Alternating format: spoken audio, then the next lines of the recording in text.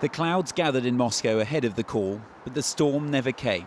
American pressure that was forecast apparently faded away, with the Kremlin once again untouched and unmoved. Vladimir Putin took the call at a music school, where his comments to the media afterwards revealed Russia's tune hasn't changed, show a willingness to achieve peace without actually agreeing to it.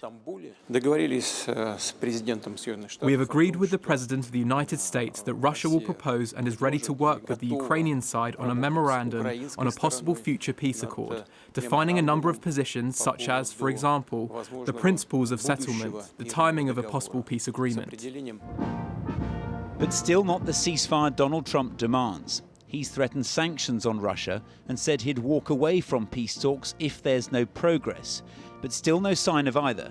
We just spent 2.5 hours talking to Vladimir Putin, and I think some progress has been made. It's a terrible situation going on over there. 5,000 young people every single week are being killed.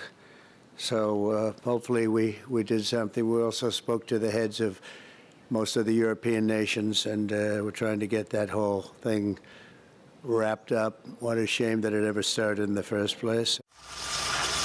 And all the while, the war grinds on. Russian attacks were unrelenting in the build-up to the phone call, and a pause in the fighting remains as elusive as ever.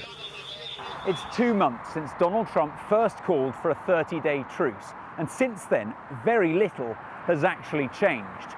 Vladimir Putin continues to say that a ceasefire is possible, but only if certain conditions are met, like, for example, a halt to Western military aid to Ukraine.